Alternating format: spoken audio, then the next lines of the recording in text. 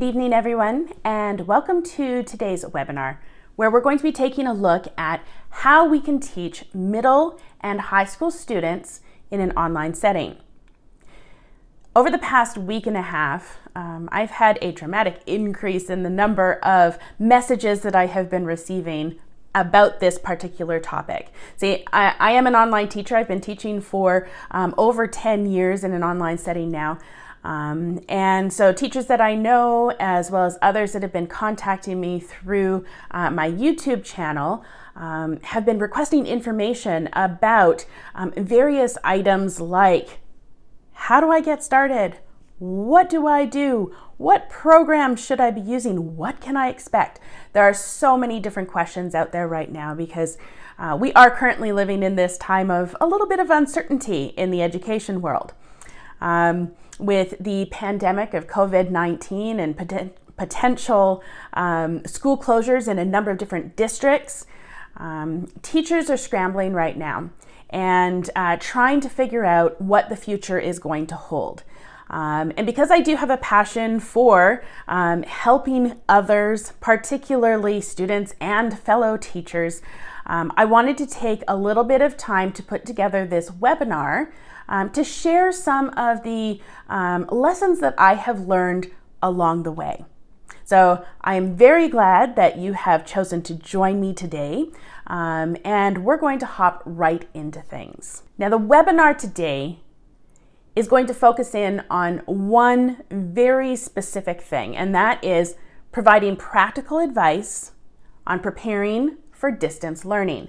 And you are definitely in the right place. If you currently are finding yourself teaching students online or preparing to teach students online, you've had little or no experience in the past, you're not quite sure where to begin, and you need a little help getting started.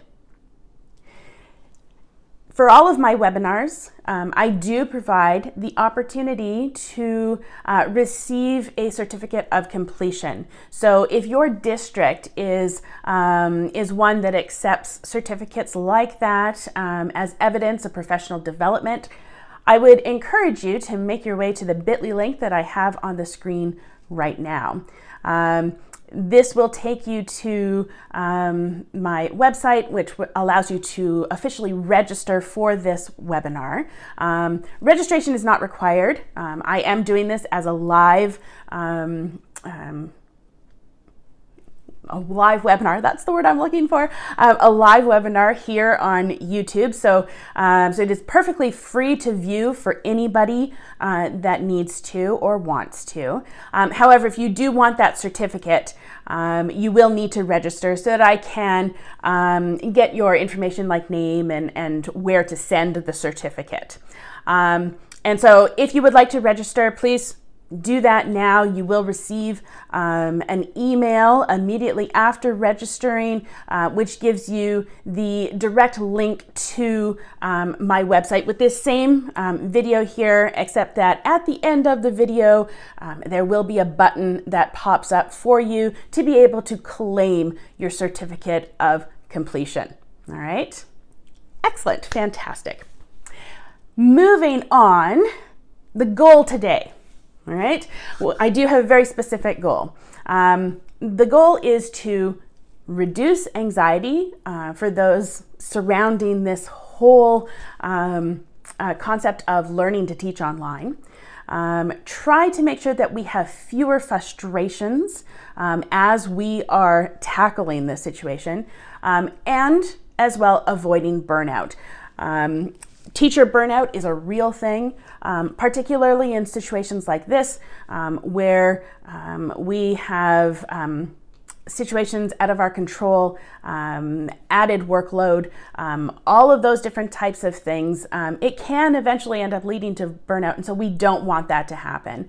So that is part of the goal here today, is to try and prevent situations like that. In our webinar today, we are going to be taking a look at a few different items. I want to start by taking a look at the online framework. So what does it look like teaching students online? Because let's be honest, teaching online is not the same as teaching in a brick and mortar school where you have a lot of face-to-face time with your students. So we're going to take a look at that framework. What does it look like to work online? We're going to take a look at things like asynchronous work versus synchronous work, how we can manage expectations for ourselves, our students, as well as parents, and take a look at timetables and schedules and how they all work in together. Then, once we've taken a look at the framework of teaching online, I want to demonstrate a few key programs. Now, these are key programs that I do use in my own teaching.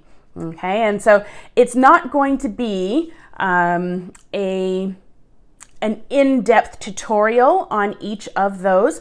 Although, for those of you that are interested in learning more information about them, I have been filming a number of different tutorial videos on Zoom, Google Classroom, as well as some G Suite tools and NearPod.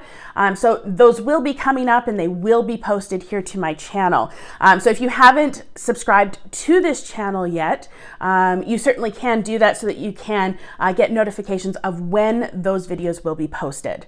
So the demonstrations that I will be doing is I will be showing you a little bit about what Zoom looks like. That's the online meeting tool that I use in my online classes.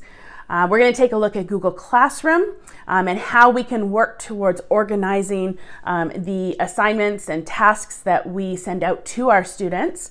How G Suite can help facilitate that with collaboration and whatnot. And then I want to share one of my most favorite tools that I've really started incorporating this year, and that is NearPod. My kids love it. I love it, and I want to share it with you as well. So those are some of the demonstrations that I will be taking a look at here today to show you. And then once those demonstrations are over, we'll wrap things up. Okay, so with all of that said and done, why don't we get going? Learning how to teach students online is definitely a skill that comes with time and practice. That's probably one of the biggest lessons that I have learned over the past 10 years of doing this. Now, I realize that actually there are a number of new subscribers that I've picked up on this channel over the past week. And so not everybody might be familiar yet with who I am. My name is Danielle Rochford, also known as Miss R. And I am a grade 7 and 8 online teacher where I teach the core classes for both grade 7 and grade 8 online at a private school in Alberta, Canada. Now, I started this journey 10 years ago. And before I started online, I had spent time teaching in a brick and mortar school. So I had 11 years of teaching students face-to-face. It was something that I loved and enjoyed.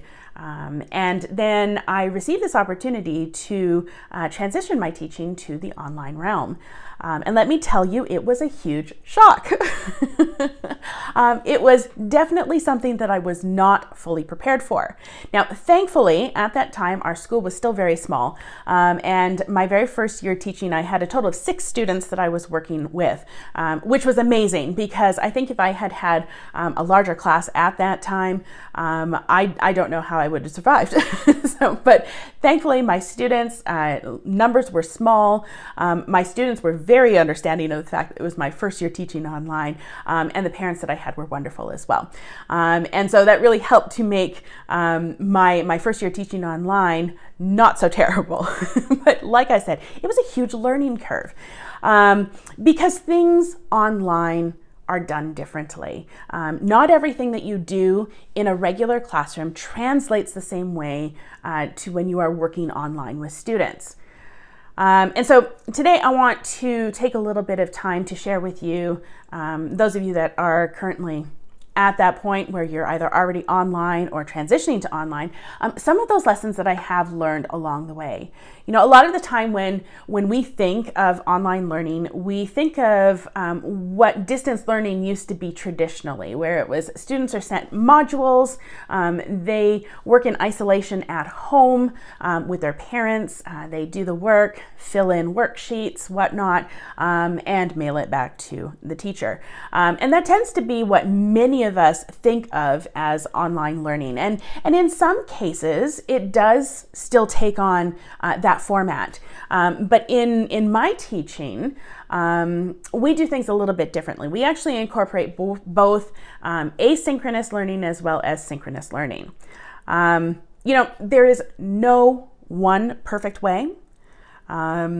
Like I mentioned, my classes do things a certain way. Other schools do things another way. And that doesn't mean that one is better than the other. It just means that they're different. And we are looking at reaching different types of students. But one of the things to keep in mind is that online schooling does not reach every student. It is not made for every student. And we'll talk about that in just a little bit. When I work with my students, I meet with them online for an hour each day using Zoom. That's one of the leading programs in video communications.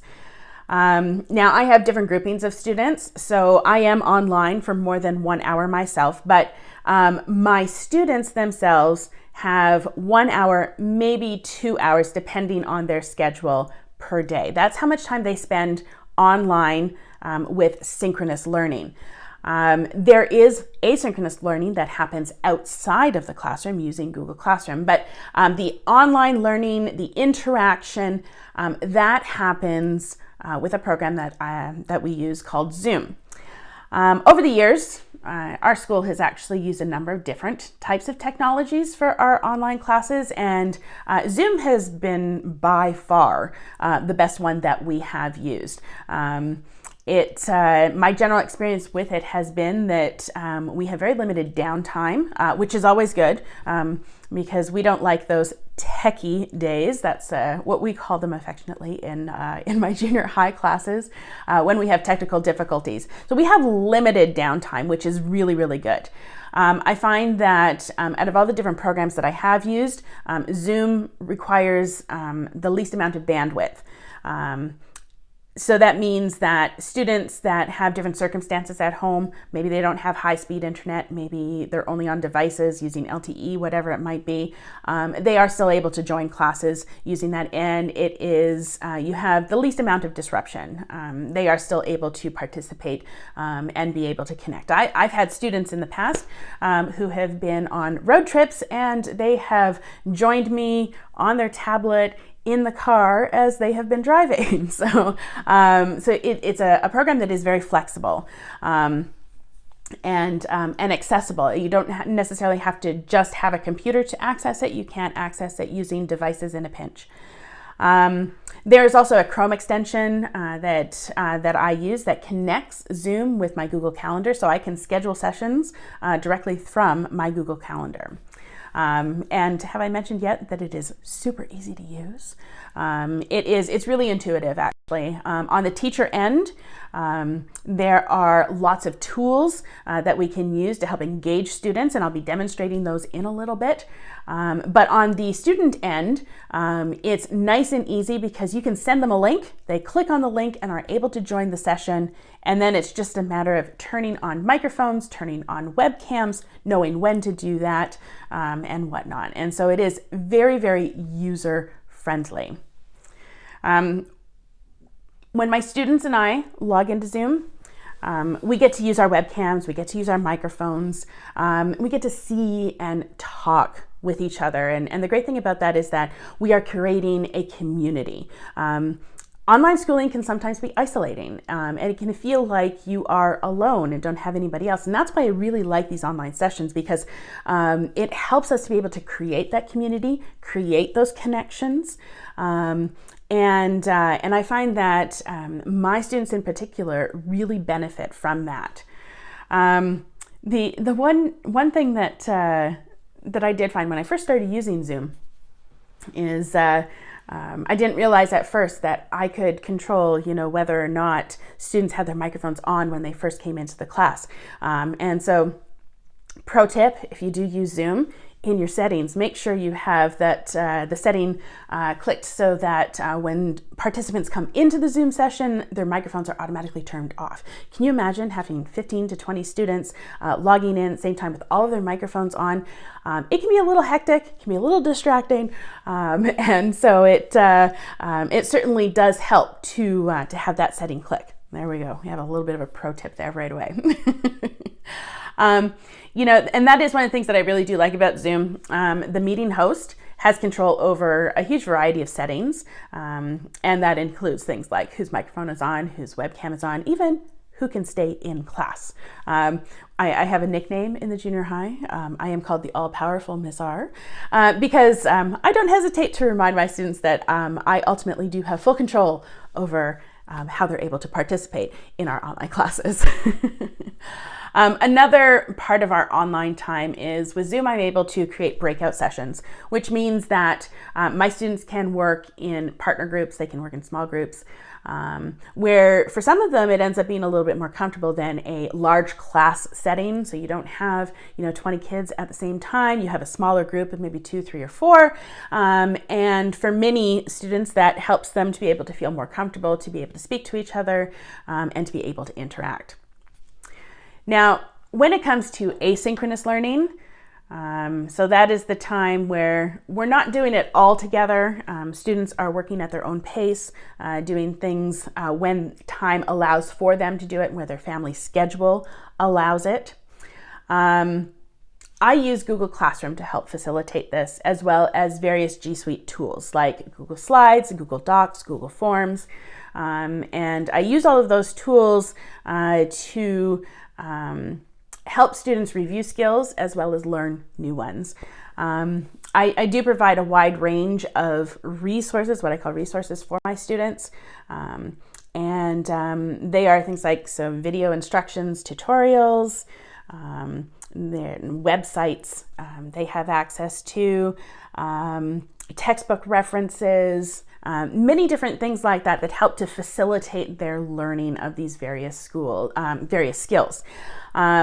And about once a week, I have a checkpoint that students will complete. Usually it's using a Google form, and it helps to assess their mastery of those skills that they're working on developing. Now, Google Classroom has been a wonderful addition to my classes. It allows me to do so many different things with my students, including things like asking them questions or having them ask me questions. They can place private comments on assignments. So if they have a particular problem with a certain task, they can send me a private message, and I get an email notification. I have a direct link to the assignment that they're having a problem with. I can respond to them, or I can contact them to set up some one-on-one online time to help them out with whatever issue it is that they're having.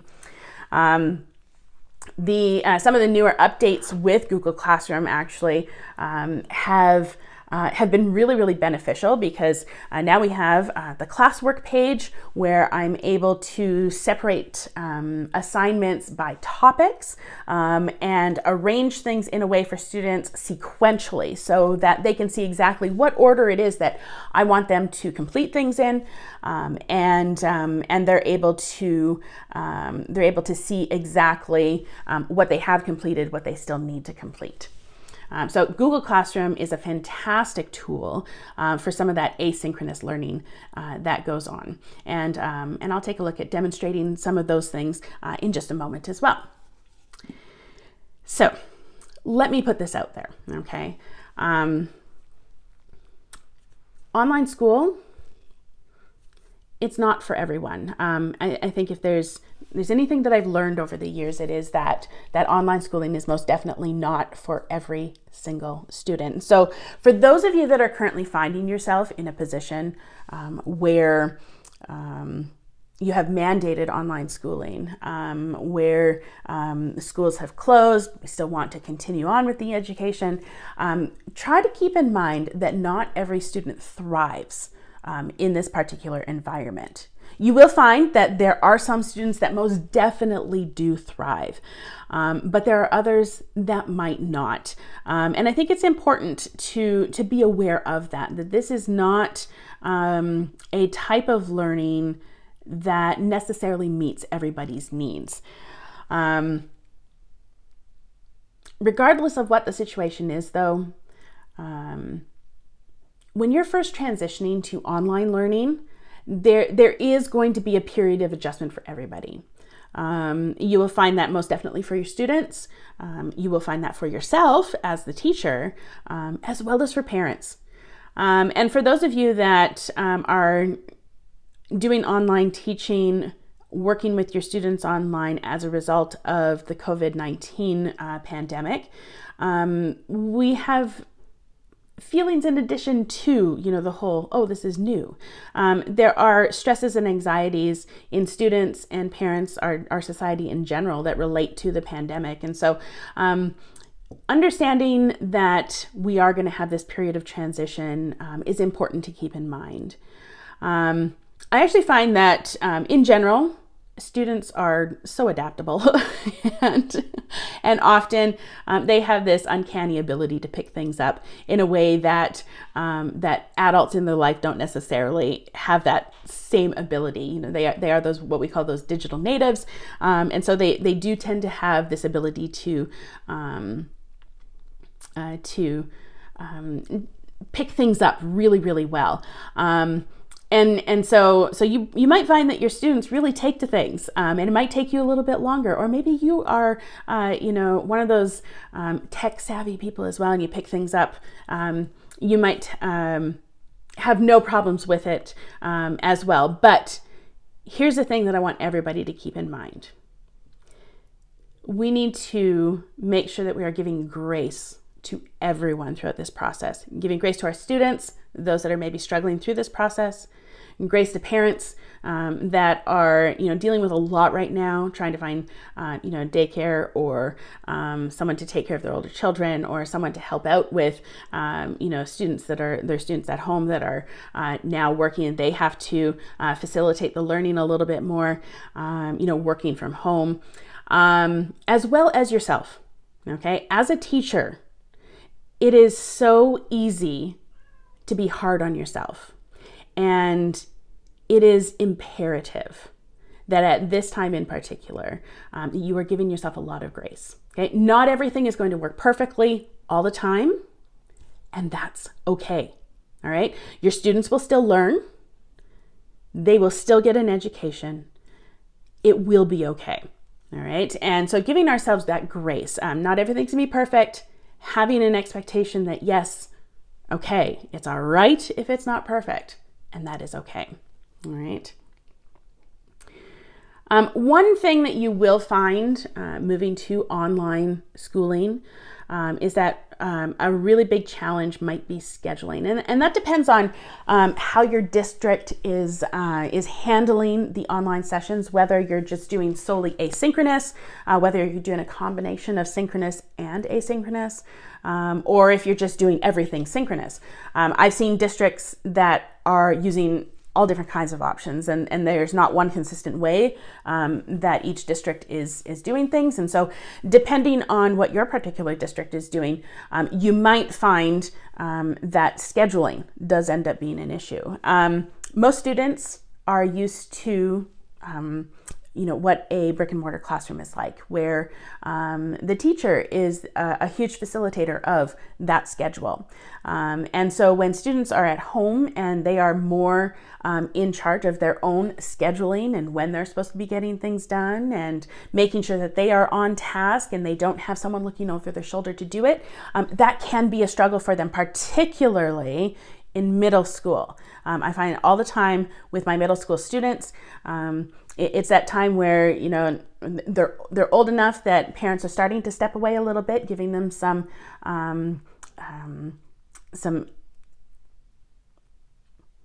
giving them a chance to work on their own. I'm losing my words today. But they're not quite ready to have all of that responsibility. They still do need some help. And sometimes that help is there in the form of parents or guardians, but other times it's not. And so being aware that scheduling might be an issue, that if students are handing things late or things aren't coming in, work isn't being done, that teaching some of those scheduling skills can be very, very beneficial. So that can be something that is very, very helpful as you make that transition. Now, when it comes to that online time, remembering that students on the best of days don't have huge attention spans. Is that, if you're a classroom teacher, you know that, right? But what you will find transitioning into online classes is that this is amplified. When students are online, I find that their attention spans are so short. And one of the best strategies to help maintain their attention during online sessions, well, number one is to be goofy and fun. That tends to be who I am with my kids. I crack jokes. I like to laugh a lot. I like to try and have fun, try and take things not so seriously. I know that has helped with a number of my students. Helps to keep them on their toes. And also to keep them on their toes, mixing things up. Okay, so instead of, planning for an hour-long activity, plan for something shorter, a number of different shorter activities. So for example, with my online classes, I do have, like I mentioned, an hour a day online with these kids. And so I will separate that hour down into specific chunks. Okay. So for example, a Zoom session in one of my classes would look like the following. So we'd have a welcome time where it's just sort of a very informal time when we're talking with each other, sharing what we did the other day or over the weekend or plans that we have coming up. I tend to use that time to share silly stories, hopefully get that out of my system so I don't get distracted, which does happen every once in a while. I tell stories and it's like, oh man, miss ours off topic again. Because I do work at a Christian school, we actually do choose to begin our class time with prayer requests, where we highlight those things that we're thankful for, those things that we're concerned for, and we will pray over them. I will often use a collaborative board to do that using NearPod, which I'll be demonstrating in a little bit. But also we verbally share them as well sometimes, or share them in the chat box in Zoom. Then I'll take a few moments afterwards to share with them what the plan is for the day, what it is that we plan on tackling. I'll do some review with them. It might take the form of, asking them questions, having a discussion with them. Maybe we'll do a short game. Or even sometimes I'll use the polling function in Zoom, which is actually a really neat one. Helps with engagement and keeping kids on their toes. Then we'll move into some type of activity, and this can really vary depending on the subject that I am teaching for that day, what the focus area is. Sometimes the students will be separated into groups to work on a group project. Maybe we'll have a whole class activity, or even sometimes we'll do some individual tasks where we're all on our separate Google Docs or Google Slides, and I'm right in there with them, able to give them feedback on the work that they're doing. And then I finish off the class with a Q&A session. Gives students the opportunity to raise any questions that they might have that I haven't tackled that day, or maybe they have questions about assignments that are coming up, and they're not quite sure of how to tackle it. They can ask for clarification. So I have that time at the end there where we have a Q&A session. Okay, no matter what it is that you try to do.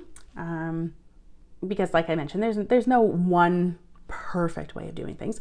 But what you want to do is you want to try and find something that allows your students to be more than passive observers, right? So for me, I try and avoid lectures like the plague.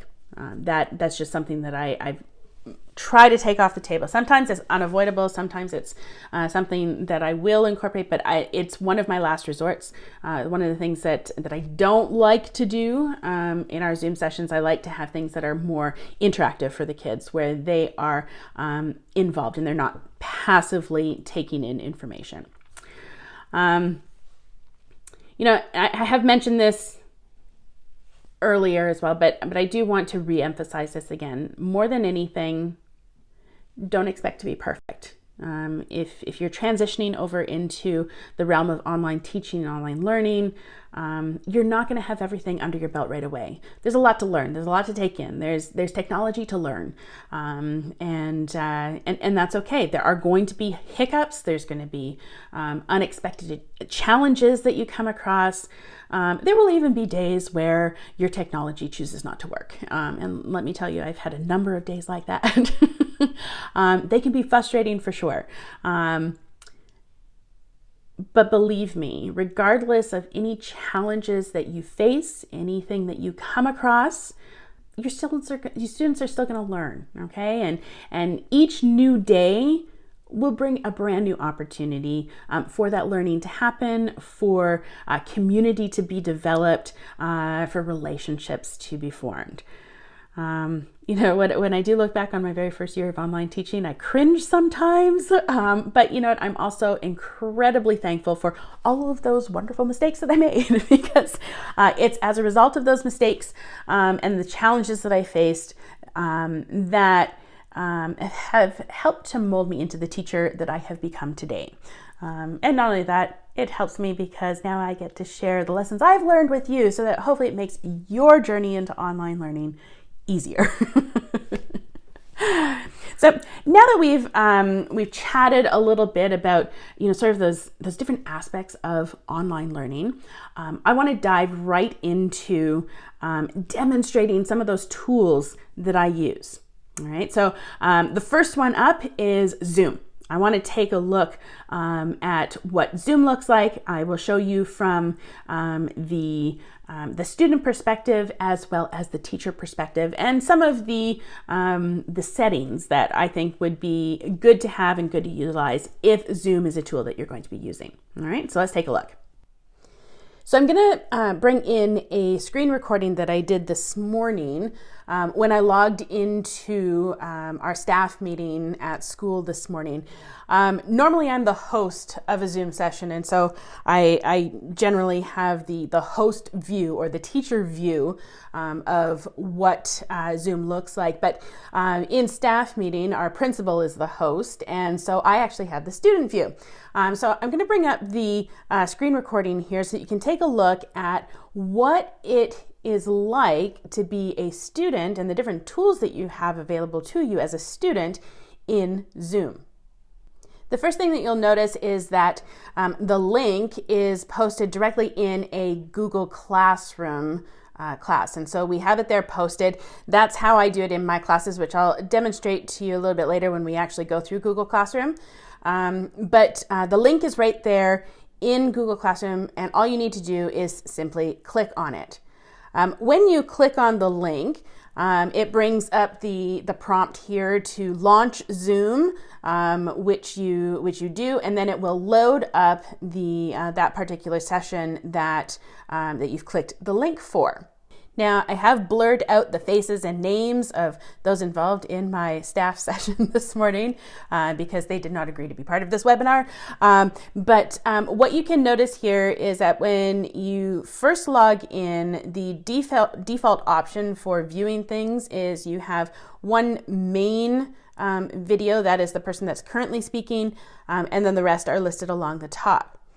You can actually change that view as well. So for example, if you wanted to just see everybody at the same time, you can change it to a gallery view where you just get to see smaller boxes with each of the people there. And there ends up being sort of a yellow highlight around each of the boxes depending on who is speaking at that moment.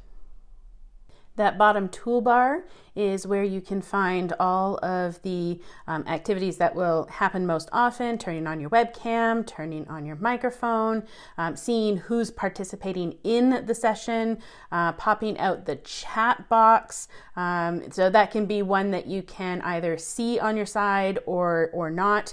A lot of my students prefer to have the chat popped out onto the side like that, because when it's not, every single time a chat message comes through, there's like it turns orange and you get a notification.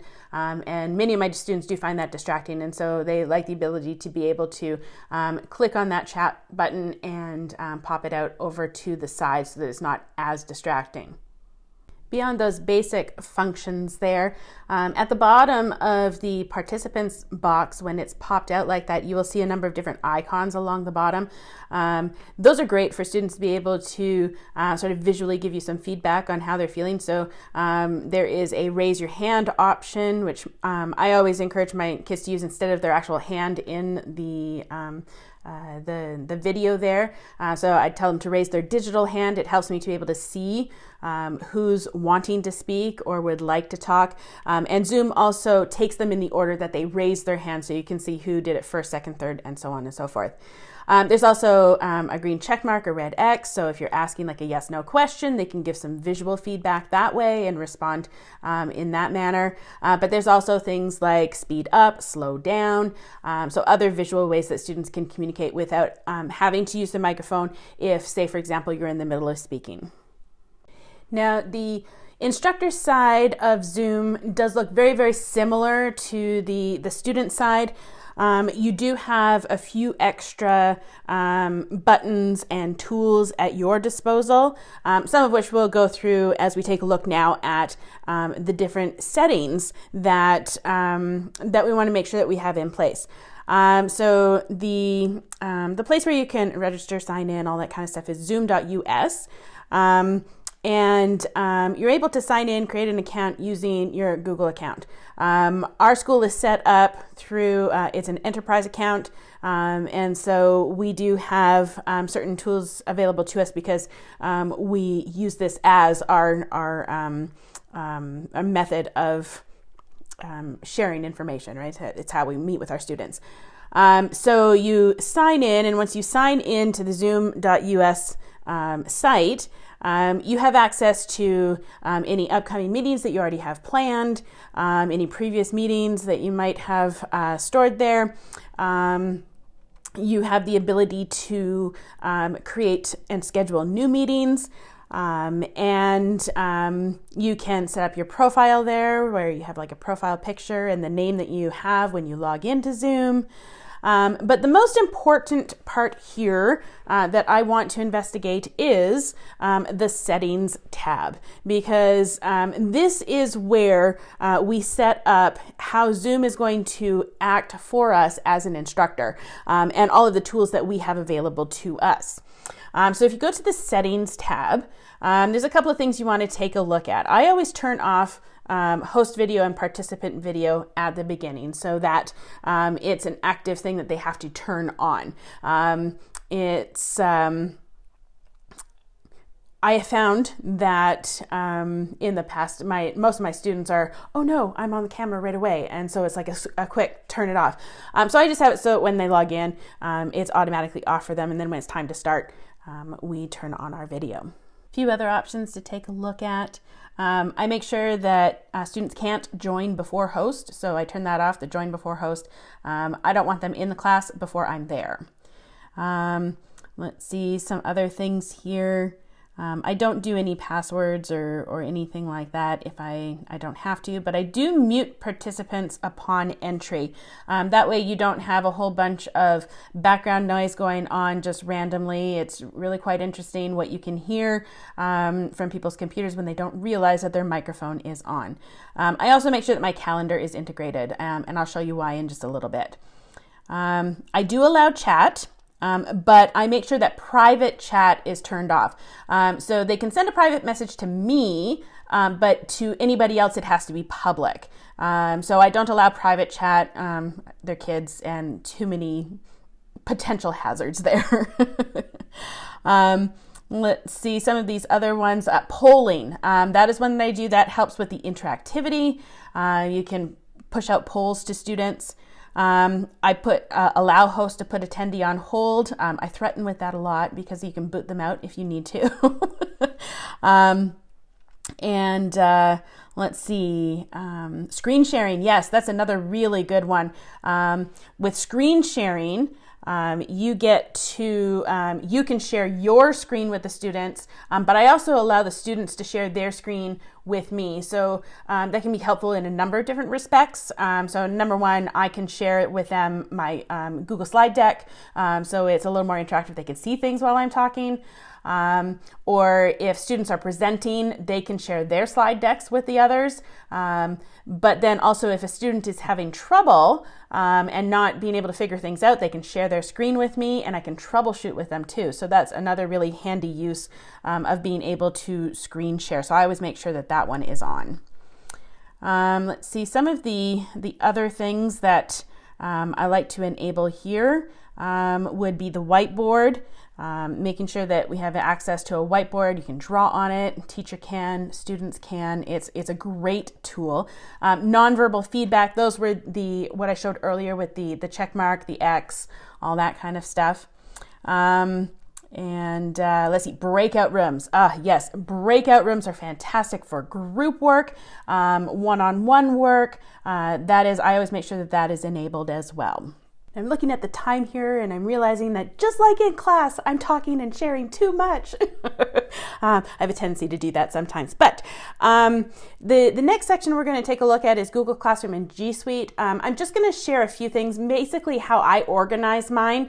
Like I mentioned, I will have some in-depth tutorials coming out on Google Classroom as well as Zoom. So I know it was a brief overview and it was just sort of quickly taking a look at things, but I do have some in-depth tutorials coming out. And so if you want access to that, do make sure that you subscribe to the channel and click on that notification bell so that you get notified whenever I do upload those videos. All right, let's take a look at Google Classroom. Google Classroom is probably one of the most straightforward programs to utilize. It is pretty user-friendly. When you log in as a teacher, if you've already created some courses, they will be sitting right there on your dashboard.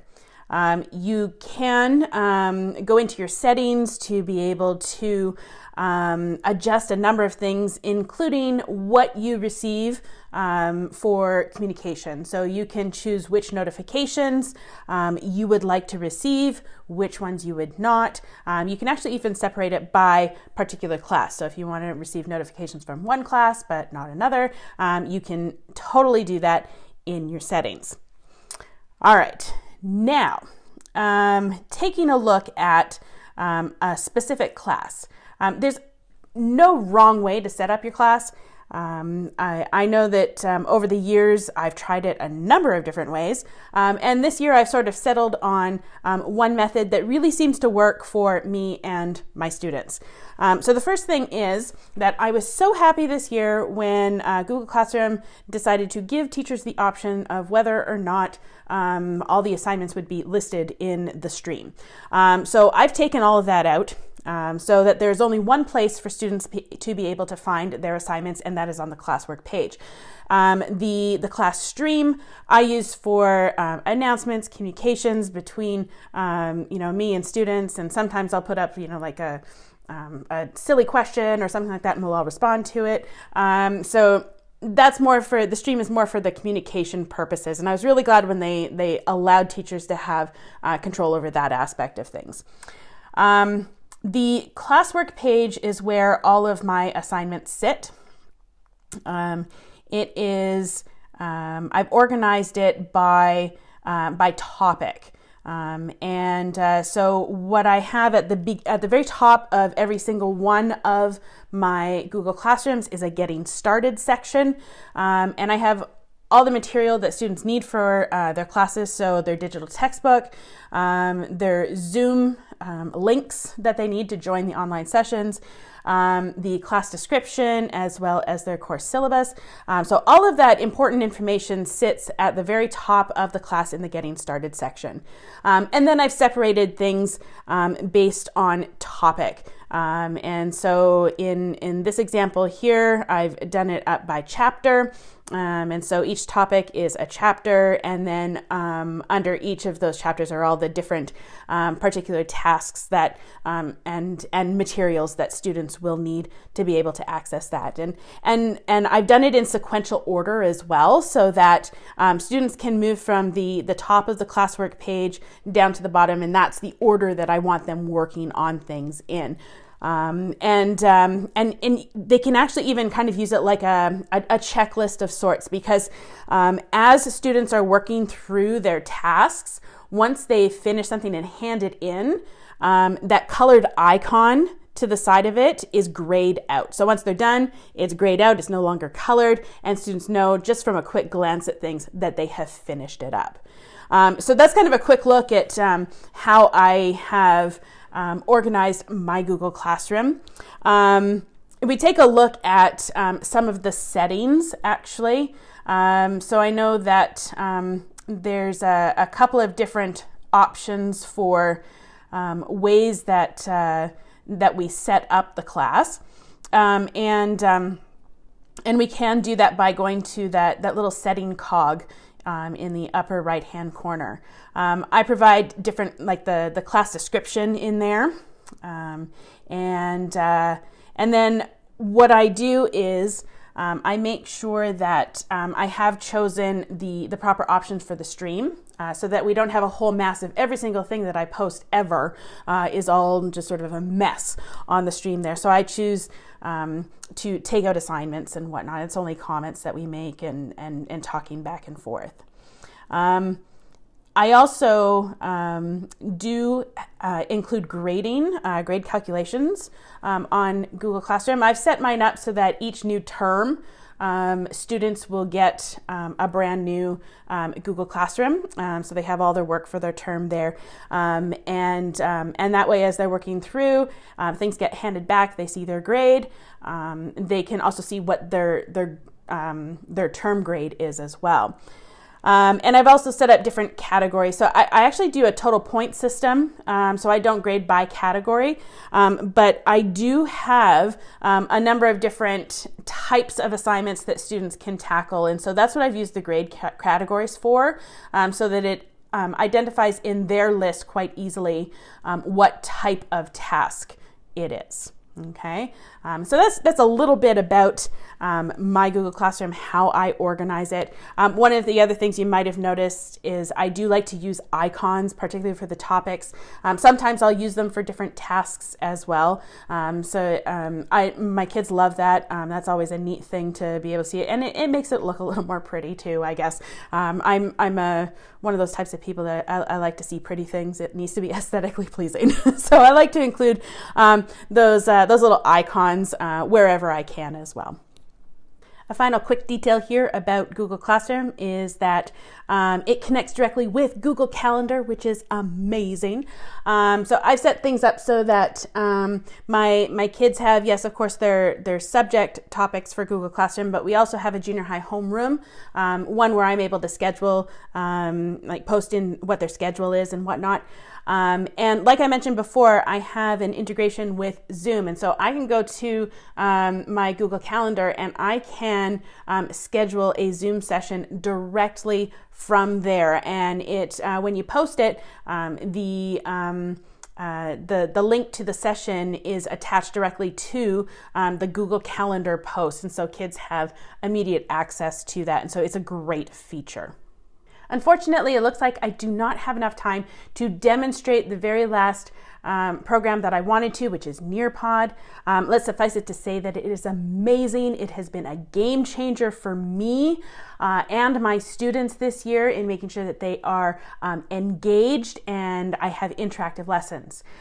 This is going to be the first tutorial that I post. Okay, so I hope to have it hopefully tomorrow or the next day. I should have it up and posted to the channel. If you're interested in it, then make sure that you subscribe and hit that notification bell so that you know immediately when it is posted. Well, thank you everyone for sticking with me to the end of today's session. Hopefully there have been some nuggets of information that you've been able to pull from today to help you as you transition into your own journey with online learning or online teaching. I know that I've been sort of really focused on trying to get the information out there for you, and so I haven't been responding to any of the any comments on today's video, but once the live stream is done here, I will be taking a look at some of the comments, any questions that have come through, and I will be responding to them. So if you have some questions, you certainly can comment on the video here, whether it's during the live stream or afterwards. Okay, so it's the recording that that will be accessible. I will answer them, but also feel free to send me a message if you have questions, you need further information. You can contact me. It's info@rochfordondemand.com. I will receive messages there. So if you have some questions, you need further information, feel free to send me that message. Or you can also subscribe to the channel. Like I mentioned at the top of the webinar here, I do have a number of new videos in the works that will be coming out hopefully within the next week and a half or so. I have a whole series planned, recorded, working on editing and whatnot, that focus in on Google Classroom and doing a deep dive into how you can use Google Classroom as a teacher. For those of you that might be using Google Classroom, you're not quite sure what the students see and all that kind of stuff. If you need help sharing with your students how they use it, I do have a video that I posted for my own students. I will link it in the comments below. Feel free to use it with your own students if you would like to.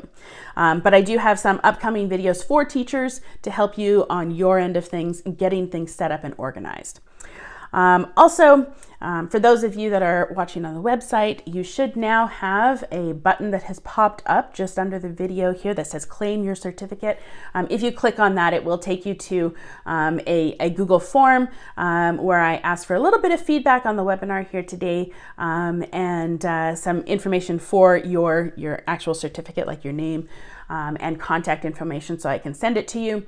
Then once you submit that, your certificate will be automatically generated and will be sent directly to the email that you provide for me. Okay, so thank you so much, everybody. I really enjoyed this chance to share some of the things that I have experienced, and I really do hope it has helped. And I look forward to doing this again. So have a great rest of your day, guys. Fantastic evening for everyone, I hope. And I'm praying that all goes well as you guys are working on transitioning into online teaching. See you.